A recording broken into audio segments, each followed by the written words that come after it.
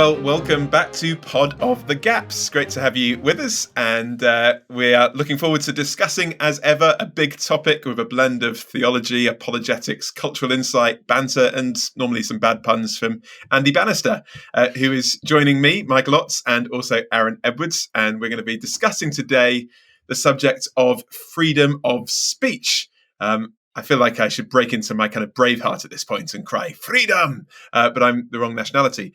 So we'll just move swiftly on. And Andy's also in Scotland, so that would make it more difficult. And we've just lost our Scottish viewers. All two of them.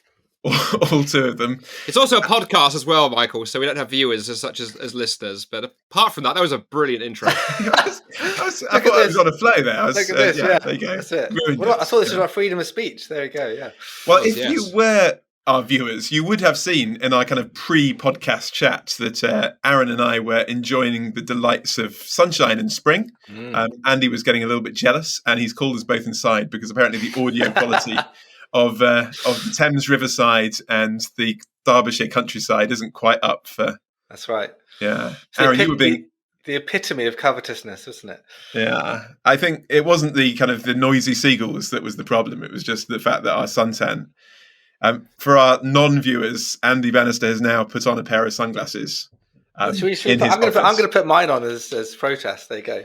I'll get the Gallagher look back. That's quite profound. I mean, I have to say the sun is shining here in Scotland. I mean, I get quite offended actually that people, bang on about how bad the Scottish weather is. I mean, like last year we had an amazing summer. It was on a Wednesday, I think. It's amazing because I used to see you're in Dundee, Andy. So you're more southerly than I was. I was in Aberdeen for nearly 5 years, and we used to go down to the beach, which is you could hit adverts for like Aberdeen, the silver city by the sea. There's old National Railway adverts that were kind of these pictures of these families spread out with their picnics on the sandy beaches, and you'd go down there literally. It would be free. The icy wind from the North Sea would just completely take you. It's a beautiful, sunny, clear sky. And then by the midday, you pay for the nice sunshine of the morning with the ha, which everyone said, the kind of this weird fog. And it felt like this mysterious myth that, the ha's going to come in. Oh, right. So we're not allowed to have a full day of sunshine. Oh, no. You've got to have kind of Dickensian fog for the rest of the day. Yeah. How dare you enjoy your morning? Isn't Dundee the sunniest place in Scotland? Or am I just making that up? It is. It absolutely is. That was what we were told. That's why we moved here. Yeah. And the sun does shine, but it sort of doesn't heat up. So it glows up there in the sky. Well, I was going to say the two things about being the sunniest city is, it's the sunniest city in Scotland, so it's like all relative, right? Yeah. And didn't say anything about the temperature. I mean, I studied in Scotland, in Edinburgh, and I discovered that basically in Scotland you have two choices: you can be warm or you can be wet. Sorry, you could be, it can be dry or you can be wet, or you can be sunny and freezing. So basically, it's just like this kind of, where do you want to go? Get eaten by midges or freeze in the heart? That's exactly right. We've got a lovely picture of my children on my desktop on the wallpaper for my computer of playing that comes there on the cycle there. My kids playing outside. I think it was last summer, about July, and they're playing in the garden, and they've got woolly hat and mittens and a fleece on.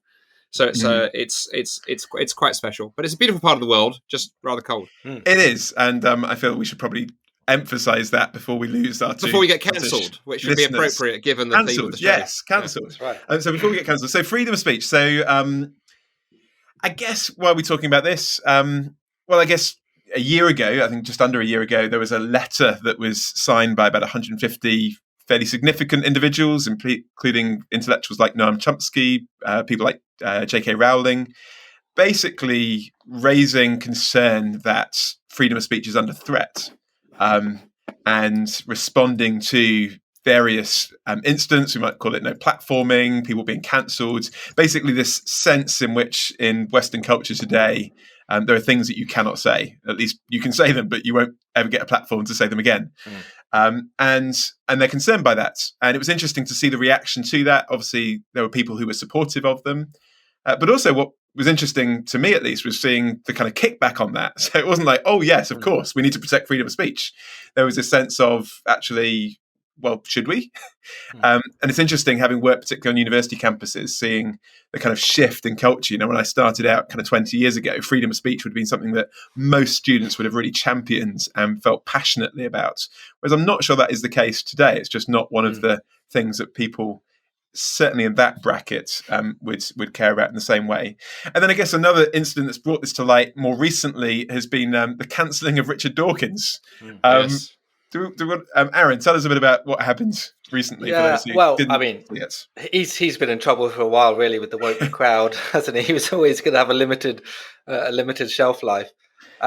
It's his comments about transgender ideology, and like many who've sort of taken a sort of scientific view, trust the science, which we were told recently, weren't we, with various things, and he doesn't believe it. It's something he believes it as a kind of previous sort of instantiation of how we understood it, which would be sort of a mental health issue, gender dysphoria, which obviously caused lots of offence. And I think they revoked his 1996 was it Humanist of the Year? I think it was.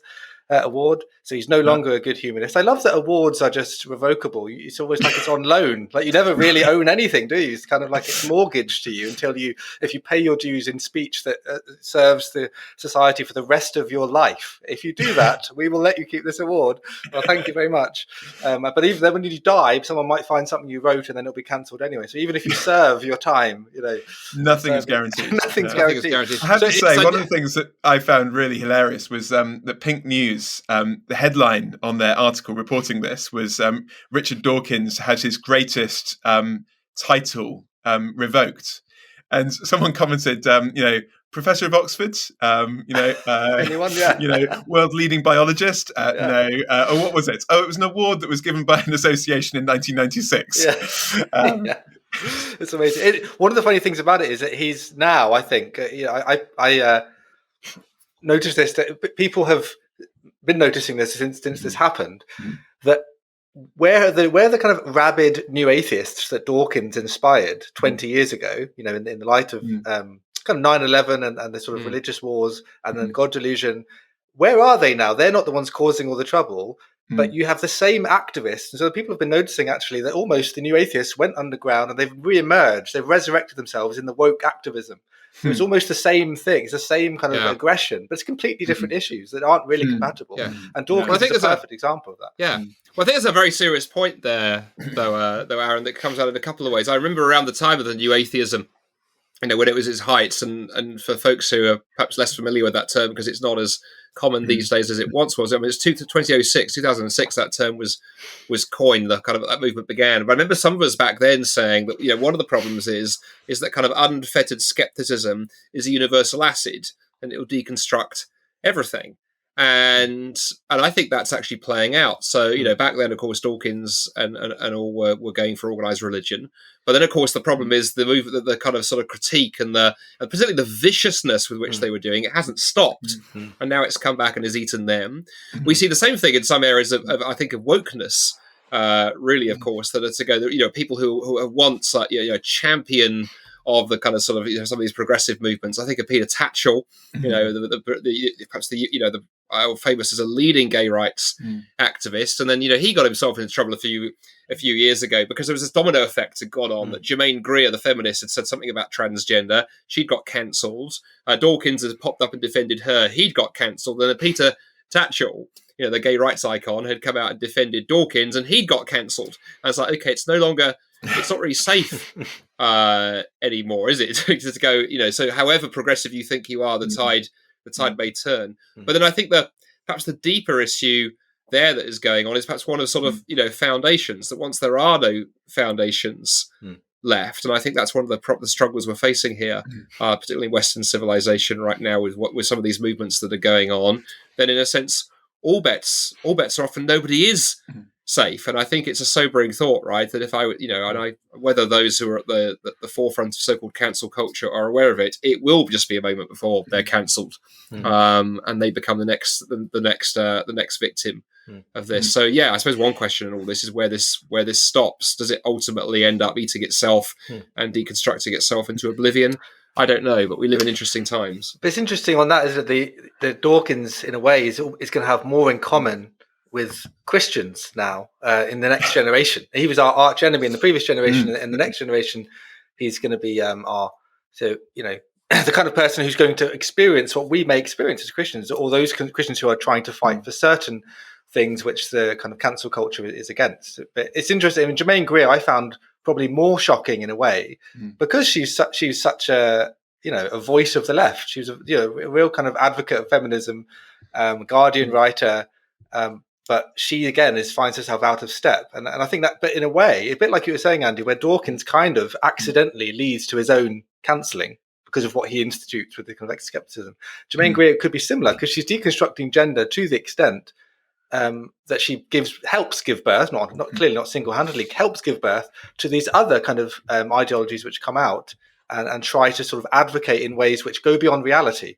And that there's certainly elements of that within some of the more extreme elements of feminism, and transgender is kind of coming out. So the feminists complain. It's not like, well, yeah, you can complain because it's a bit outrageous for them to say gender kind of is changeable, but at the same time, you've helped cause this. Yeah, I think so, and I think just one sort of final thought of that. Sorry, Michael, is that I think you're absolutely right. So feminism in a sense has been eaten up by the monster it unleashed. I think the next place we're going to see that, and I think it's been very fascinating to see how the next wave of cancel culture plays itself out is going to be as transgender and race actually crash into one another. Because in one sense, if gender is just a construct, well, as somebody pointed out, there is a lot more hard evidence for biology than there is for race. The genetic markers that make somebody male or female are significantly stronger than those of race. And if I can simply decide that I'm a different gender because that's my interior experience and I want to be identified as a male, as a female rather than the male, then surely there's nothing that then holds you back from saying, well, race applies the same. And that if you decide that actually interiorly, if that's a word, that actually I am not a white Caucasian, but I'm something else entirely, well, why not? And I think there's going to be a massive issue before too long. And my suspicion on the way it's going right now is that the sort of transgender stuff is actually going to end up eating the racial identity. Because I think if you pitch those two against each other, my money would be on the transgender side of that debate, winning out over the racial side of that debate, and that's going to be pretty messy, I think. And that was basically the question that Dawkins was trying to ask that got him cancelled, wasn't it? When he just kind of posing those kind of questions. So I guess what we're saying is we're in trouble then, basically. we are, yeah. We've just been cancelled. It's nice knowing you all. Our 5 viewers will have to find something. Sorry, listeners. I don't want to keep calling you viewers. You've got these aspirations to be a great TV star, I think. I think so. I think we're looking at each other and we're realising that actually we could do whatever we like right now because Michael's actually put on makeup for this podcast for you, our listeners, just to get in the mood. Yeah, complete waste of money and time. Yeah, exactly. My wife did actually buy me a new shirt today, so Aaron commented at the time, looking smarter than normal. So I said actually, you look more dad. You look dad-like. You look, and you're not a father. You've got a fatherly wisdom. Well, you've got the jokes kind of to go with that. There you go. Yeah, the jokes and the grey hair. Yeah. Exactly. Anyway. But going back to Dawkins and thinking about that, so in one sense we're saying actually Dawkins has laid the foundation of the problem that he's now in, because in attacking the kind of the Christian foundation to the society in which we live and trying to remove that and kind of have this kind of secular neutrality, he's now removed the very basis for the things that he's trying to defend, like freedom of speech. So backtracking then, how would we then explain that something like freedom of speech is a fruit of the gospel? What is it about the gospel that leads to this being important, and why is it when we get rid of the gospel do we lose freedom of speech? Well, can I just answer a question behind that, and then perhaps Aaron answer that one? I think there's something we touched on earlier but didn't fully answer, which is, of course, why freedom of speech is important. There was a time, as you say, when students would have stood up for it and it would have been unquestioned. Now I think people are more kind of nervous about it. It's becoming a forgotten virtue. But one of the things I always want to say to people is freedom of speech is absolutely vital, because if we're going to address any issue of injustice, of course, usually what's going on is the person who has genuinely suffered an injustice doesn't have a voice. And so there are some very real issues around race and people who don't have voices. You look at some of the bigger, some of the big issues about human rights abuses in the world right now, which are increasingly ignored. You look at what's going on in China with the oppression of the Uyghurs, or you look at what's going on in Tibet. China is doing a remarkably good job at trying to shut down those voices and not allow people to tell their stories. And if you don't create an environment in which people can stand up, and in the famous saying, speak truth to power, we have a huge, huge problem. And I think one of the ironies, of course, is that communities who were once voiceless, perhaps such as the LGB community, I'm not going to add T on there for reasons that maybe we've already sort of touched on, I guess, to an extent. That was a community that was historically quite voiceless, actually. Now it's found its voice, but of course what's now happened, some elements of it are using that voice to shut down others. And I think there's a certain irony there, actually. And also a challenge that if you're from a group who traditionally hasn't had a voice, when you find that voice, how do you ensure you don't use that voice to squeeze others out? But yes, if we don't have freedom of speech, then that is going to lead to injustice. And I think actually on the just to jump on that, I know you're already behind Michael's question. I'm jumping now behind. You're behind the question. We're cancelling your question. Podcast in reverse. Yeah, that's right. That's it. Follow the gaps. Follow the gaps. That's it. So I think traditionally. Universities, I'm talking maybe especially in the ancient conception of universities rather than the modern conception, and of course the ancient conception of universities would have been Christian at its founding. The kind of defense of truth was important, and it was seen as hand in hand to the kind of stuff Andy's talking about in terms of showing kind of love and kindness to those around you, and to those who don't have a voice. I know that doesn't always happen in the ideal ways that people might think today, but I think that was a genuine aspiration. And people often knock the medieval world for various things, but actually they did have a pretty robust approach to learning and the point of learning and how it's supposed to affect society for the good of all. Again, we can have different views about whether they enacted that appropriately or not. But now, higher education is in a real mess over this. It's a real issue, and supposedly the highest levels of thinking and critical engagement, it's not really critical. It's entirely governed by the left, and it's people like myself in higher education have always been a weirdo in the room. And if I'm at a conference, I'm the weirdo who will ask a question, who will often have to veil even the kind of preamble to the question, because I know that immediately a bigot, someone who's an idiot who only wants to refer to scripture and doesn't read anything else.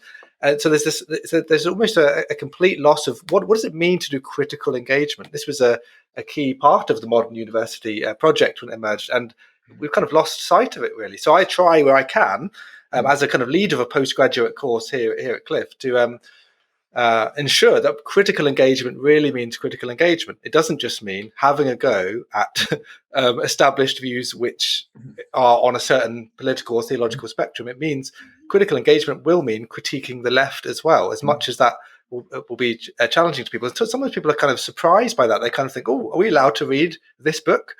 It's like, yes, you are allowed. You're supposed to. You need to engage. Why is this person wrong? Tell me. Don't just assume they're wrong because you read it on Twitter. Tell me why they're wrong. Give me an argument.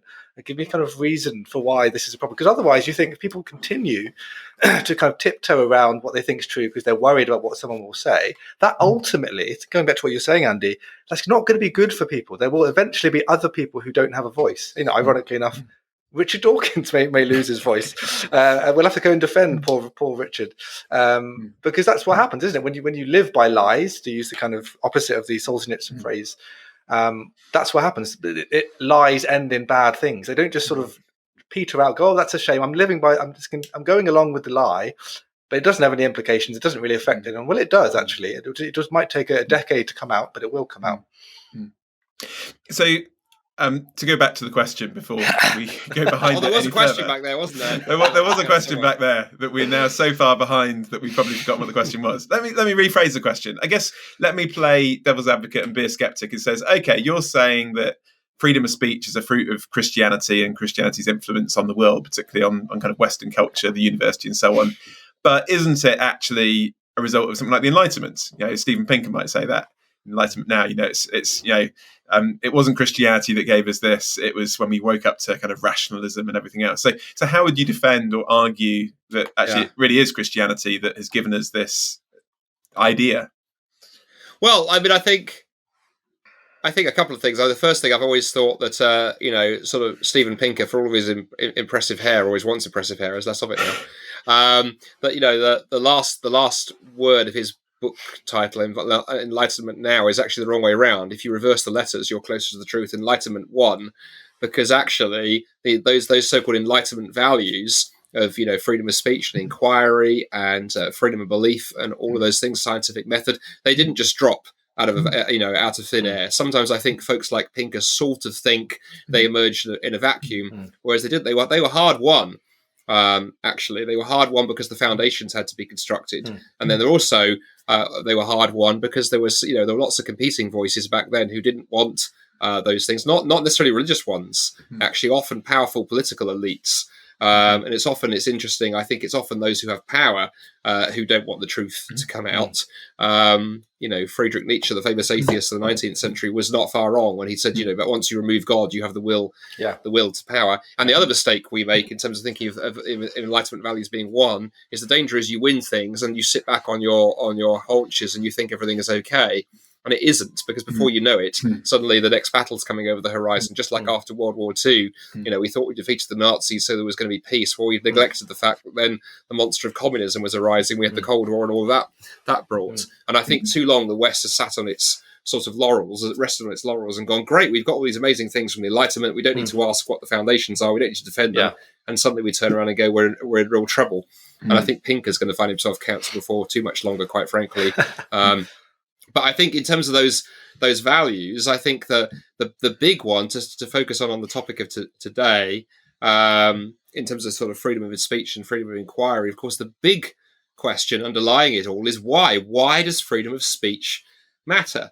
If we live in an atheistic universe, if there is no God, if we're just atoms and particles in motion, if all that matters is that we survive and reproduce and pass our DNA on to the next generation, who gives a flying monkeys if somebody does or does not have the freedom to express their opinion? Your opinion doesn't matter. It matters not one iota. Not in the slightest does it matter. Evolution doesn't care. Biology doesn't care. Physics doesn't care. Your particles are just, dancing in the void. Nothing ultimately matters. Only if truth matters, it really, really matters. If pursuing the truth is a virtue, can you then begin constructing an argument that says that the free inquiry matters? And only if human beings have value and dignity, and thus I devalue somebody. If Aaron has an opinion and we say, no, mate, you can't share your opinion, go away, you don't matter. Only if I've actually wronged you in some way, then can I construct an ethic that says telling the truth and giving a voice to those, who I may disagree with actually matters. And I think the person who I think expresses this far better than someone like Pinker will be Tom Holland. We've touched on Tom many times in this podcast or in the past few weeks. Tom's book Dominion. And Tom, like Stephen, is a secularist. Hasn't got a religious faith, as far as I'm aware, although he's on a journey to one, hopefully. Is that I think that book is a wonderful articulation of just the difference that the Christian faith has made here in the West, especially around these things. And the last chapter is amazing because he talks about all these things that the woke set appreciate. Those are actually fundamentally Christian values. The fact that if you stand up and say, I may look like a man, but really I'm actually a woman in terms of my gender identity, the fact that you expect anybody to care about your interior opinion is only because you're standing on the legacy of Christianity here in the West. Yeah, that's interesting. He goes into the fact in that woke chapter, how impossible the kind of outrage we have in the woke generation would have been in the Greco-Roman world, because the kind of stuff that we're outraged out, like a Harvey Weinstein type stuff, that was happening en masse and was almost seen as not just, these guys are bad, but we let them get away with it. It's kind of like, we don't even need to challenge this. This is part of a kind of, it's good to take your power and abuse those who are kind of below you, because it's part of the kind of created or existing sphere. I think also that issue of the Enlightenment thing, I think this happens all the time. I think atheists and even agnostics who don't know what they really think, but they kind of have still inherited a kind of arrogance around the Enlightenment. I think Christians need to be able to challenge this a lot more frequently than they do. The Enlightenment was impossible to imagine without Christianity, for sure. It would be impossible because of the Reformation. That was the thing that actually catalyzed the Enlightenment, because you're challenging on the basis of kind of what you can evidence, what you can see. Which for Luther and Calvin was, what can we see in Scripture? We can see the church has got an ideology, and we need to challenge this, and we have a sources of authority to challenge this with. Of course, the Reformation itself came from was influenced by Renaissance humanism, but prior to it, so that was kind of significant. But that too was influenced by medieval theology and the culture that was there. So you can't just say the Enlightenment. There's all these clever people who challenge the evil church with all their idiot fairy tales, and now look at us living in the good of it. And as you mentioned, Andy, the 20th century. Goodness me.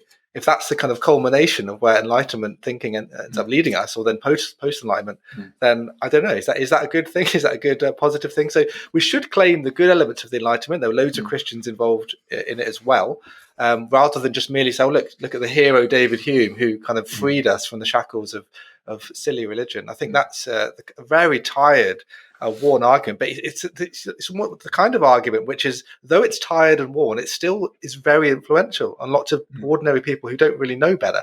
So I think it's an important thing to be aware of. So that's really helpful in terms of engaging someone who may be kind of, like you say, a new atheist like Richard Dawkins, who is committed to the concept of freedom of speech but has no foundation for it. And we're saying, if all we've got is a process of survival by which we have come to be who we are today, where did truth come out of that? Like, survival is more important than truth. And truth will always be trumped by that. And, and there are a number of atheist thinkers who are willing to actually acknowledge where that would kind of logically take you. But let's turn it around, because, actually working on university campuses today, I'm now meeting students who just say, well, I don't really care about freedom of speech. So their issue isn't so much I care about freedom of speech and I need to know where it's come from. It's like, why is freedom of speech such a big deal anyway? Like, why do we need to bother about this? So, I mean, we touched on a little bit earlier in talking about justice, but maybe we're fleshing that out a bit more. Like, how would we give an apologetic for why this is really important and not just kind of hanging on to a kind of cultural thing of the past? Well, I think one of the things I would say straight away, Michael, one of the things I think that is a very good sign that someone is talking nonsense is when the very statement itself deconstructs. I think I do enjoy being politely iconoclastic. So I think if somebody said that to me, I've never had someone say that to me directly. I've had versions of that. I think I'd look the person in the eye and go, well, that's interesting. I don't care what you think. Because I want them to go, well, what do you mean? And to go, right, you're implying that I should care about your view. In other words, you think you have freedom of speech and you want to express your view and you want to be heard, which is interesting because you just said freedom of speech doesn't matter. And there is that real sense of soaring off the branch that you're sitting on. And sometimes I think it is worth, not just because I want to be clever and philosophical, but going, when a position cuts off the branch you're sitting on, if someone says, I don't believe there's such a thing as reason, or I don't think consciousness exists, Daniel Dennett, almost went as far as that in his book, Consciousness Explained. Okay, well, that's all very well then who am I talking to? And it's interesting that you almost can't you can't attack freedom of speech without itself using freedom of speech. Then the other thing I think I would do, particularly when I've heard that in the West, which is where I tend to hear it, is I think, and I have used this in discussions sometimes with sort of woke sort of student types, is to turn around and go, well, it's okay for you to say that because you're a rich, privileged Westerner. And to go, and even they go, well, I'm not, I'm a student. To go, no, you're rich and privileged because here you are at Oxford University, and yes, life may be tough, and you may not be able to afford more than one Starbucks a day, but you're, you're an elite institution. You've got a roof over your head. You've got 3 square meals. You've got the lights come on when you press the switch. You are privileged in world standards. But there are many, many people in the world who are far less privileged than you, who are crying out to have their voices heard. Think of the million Uyghurs in those, let's name the elephant, those concentration camps that China is running in that part of their country, of going, who don't get their voices heard, who don't have the ability to tell over the injustices. Think of Tibet. I've been to Tibet. We went there a few years ago. My wife and I had the privilege of going there, and just absolutely heartbreaking to see what's happened to that country, as basically China has done its utter best, destroy Tibetan culture and civilization, where you can even be arrested for merely possessing a photograph of the Dalai Lama and so on and go. So don't come on to me, I would say, to a Western student coming all, sort of smug and going, oh, freedom of speech doesn't matter. It matters tremendously. And the only reason you don't think it matters is because you have it. Yes. I think that's hugely important to say. Now, as Christians, of course, we want to do that lovingly and graciously. But sometimes I think as Christians, we back away from being firm. We've lost that sort of slight virtue of what used to be called muscular Christianity. Maybe we need to rediscover it and say, look, with all due respect, you are talking nonsense, and you're only able to say these things because of where you live. And it's interesting that on the back of that, and I'll come back to Michael's thing again, in terms of trying to think of sort of an apologetic for why we should be sticking up for this. On the topic of nonsense, Jean-Paul Sartre, or Sartre, if you want to say it properly, which I won't. You're so posh. Look at that. I know. He had this concept called radical freedom, and he was one of the kind of key existentialist, kind of proto-postmodernist thinkers that influenced a huge deal of how contemporary culture thinks today, without people kind of even reading him. And this concept of radical freedom was, no one gets to sort of tell me who I'm supposed to be or what I'm supposed to be like. Whether and I don't know, he didn't flesh it all out, but it did, ultimately could be things like male or female and things like that. They weren't realizing the implications in the kind of 30s and 40s and 50s, but it was something that he was talking about, experimenting with. I'm radically free. No one can tell me anything. There's no kind of metaphysics above me to tell me what virtue even is. Andy mentioned a virtue. There are no virtues. There's just individuals existing, and my existence and reflecting on my existence and expressing my existence is the most important thing. You think, wow, there's so many echoes of that today, but what's the difference with Christian approaches to freedom? We don't have the opposite and go, right, it's not radically free, we're radically enslaved. I mean, in a way you could say that because we're enslaved to Christ, but that's a different kind of sense of that term. But we are enslaved to sin, I would say. And so there is a kind of sense you could counter Sartre and go, well, we're not really free because we're driven by desires and passions. So when you're in debates with someone and you're often arguing rationally, many of you may have been on, I was saying before, I joined Twitter last week. I'm a complete... Sorry, talk about rational discussion here. You've joined Twitter. Yeah, I know. Sorry. Yeah. What have I done? What have I done? Foolish. But I'm already observing. I'm just kind of learning the rules of the playground, really. Now you guys have added me as followed me. I'm sure my follow count will go through the roof now. But it's funny observing some of the interactions. Obviously, it's not like I'm surprised because I've seen this sort of thing before. But it's interesting how the rational really does go out the way, doesn't it? It doesn't really matter what you argue logically with someone. There's a passion, there's something, a will that's driving them. And I think some of the kind of logical absurdities with freedom of speech, which we've been discussing, they don't care if they're completely contradicting themselves. It doesn't really matter. There's a bigger, more powerful sort of thing which is driving them, which is their sort of desires. And I think we need to sort of articulate a response to that and say, well, yeah, that's sin. It's not the only manifestation, but it's a huge manifestation. It's one that affects all of us, but we can be freed from that. And what does freedom mean when you're set free in Christ? You're free in a completely different sense to the way many of our modern and postmodern thinkers have tried to articulate. We're genuinely free to embrace the truth because we're embracing the way, the truth, and the life. Christ, who is the embodiment of truth. So if you're kind of defending, you're not just defending a doctrinal position. I'm defending my doctrinal statement. You're saying I'm kind of living in a relationship with a person who is the truth. So because he is the truth, that changes how I want to articulate, defend, speak truth, and whether that means advocating for the truths that are being sort of suppressed by others, on behalf of others, advocating for others. That's going to be a huge part of my mission as a Christian who is connected to this one who is the truth as well. I think that's so helpful because actually one of the dangers is that we go just on the kind of rational, logical argument. Let me defend, philosophically why this is so important. And that might be helpful, but actually the person who has kind of rejected freedom of speech as an idea of value is probably not going to be so persuaded by that because, as you say, actually it's being driven by desires.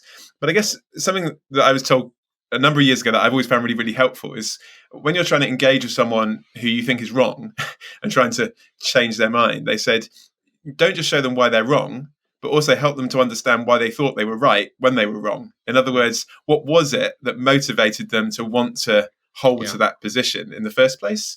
I think one of the things I've noticed as we look at this, and this was very evident in terms of the response to J.K. Rowling, is this sense of we want to reject freedom of speech, not because we want to all be illogical, but actually because we want to be compassionate.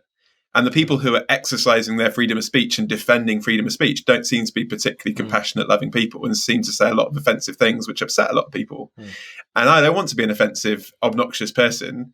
Therefore, I need to reject freedom of speech and able to be loving and compassionate. And so actually, like looking at it in its very best light, we want to say, well, actually, that's the kind of motivation, which in a sense is good. Just as freedom of speech is a fruit of the gospel, we'd also want to say love and compassion are fruits of the gospel. Wanting to treat other people in that way, absolutely. But I guess what we've done is we've ended up taking two of the fruits of the gospel, but then put them in competition with each other when they're actually meant to be complementary. I mean, the verse that comes to mind straight away is, speaking the truth in love. We're not to divorce these two concepts of truth and love as if they're at war with each other. They're to go hand in hand, because truth without love is not really, it just doesn't work. And so I think that's maybe one of the things. We're taking these fruits of the gospel. Whether you're on the kind of far left progressive or whether you're Richard Dawkins, you're operating and kind of defending something which is the fruit of the gospel. But because you've lost the gospel, you've lost the ability to connect these things together. They don't tie up in the way that you hoped. It's interesting. Andy, I'm sure you want to jump in on that. I was talking with a friend just earlier today, even who's in a kind of difficult situation, trying to navigate how they confront somebody who they think is a kind of Christian leader who's awry, shall we say. And I think one of the issues about when we use the term pastoral in Christian contexts, that word, I think, has been really misused in so many ways. What we tend to use we say, I'm going to take a pastoral approach to this issue. As opposed to a doctrinal one. Yes.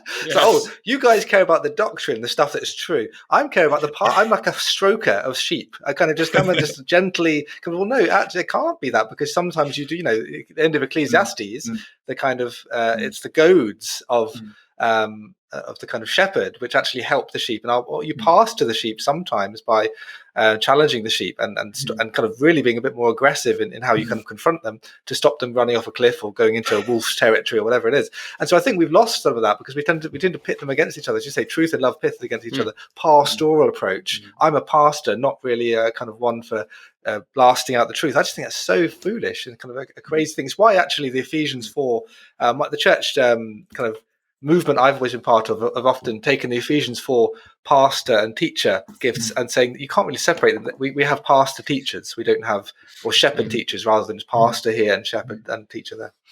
I think just on that, one of the examples. Sorry, and then I will promise I'll give it back to Andy. But I think I'm being cancelled. I'm being silent. Yeah. Come on. Unfortunately, you're the host, so we can't get rid of you officially. But we'll just talk over you.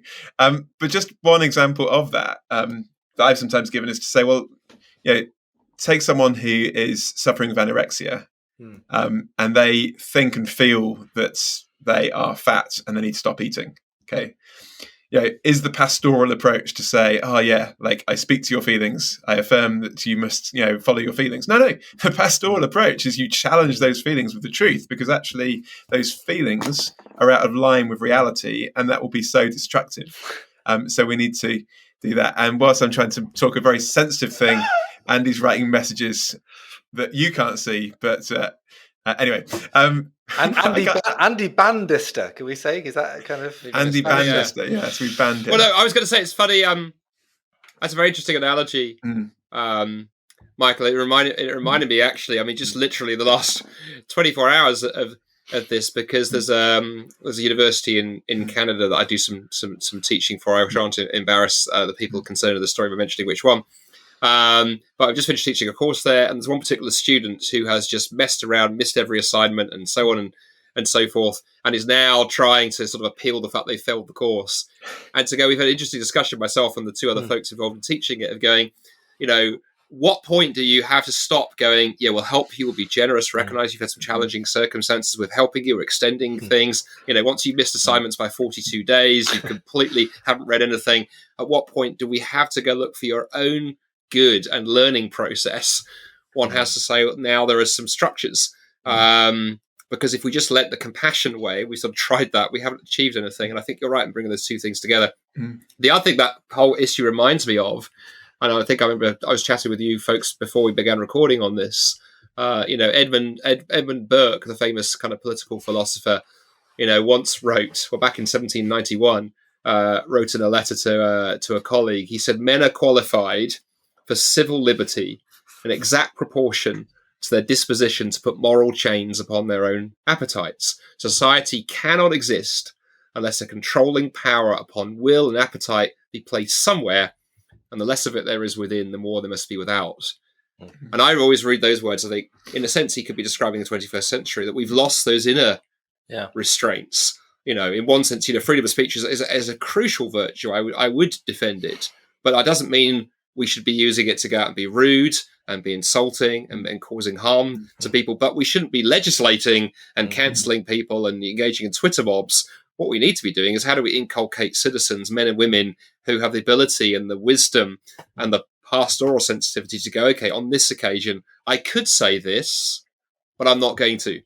And conversely, in this situation, I'm frightened of saying this, but actually I do need to say this. And I think there's a much deeper issue going on here, that when a society loses its Christian foundations, then I wonder where we look to, in terms of how we shape citizens. We've mentioned the university several times in this show, and so again, there was a time, right, where universities saw their role not just as sort of producing people who could think, or not just producing people who were, skilled practically so they could go and do a profession, but producing men and women who were citizens, who were rounded individuals, able to function in a complex society. But I think now, if you grabbed your average university lecturer and said, do you see your job as, inculcating virtue and growing character and all these things, people would go, oh, hell no, absolutely, that's not what we're supposed to be doing.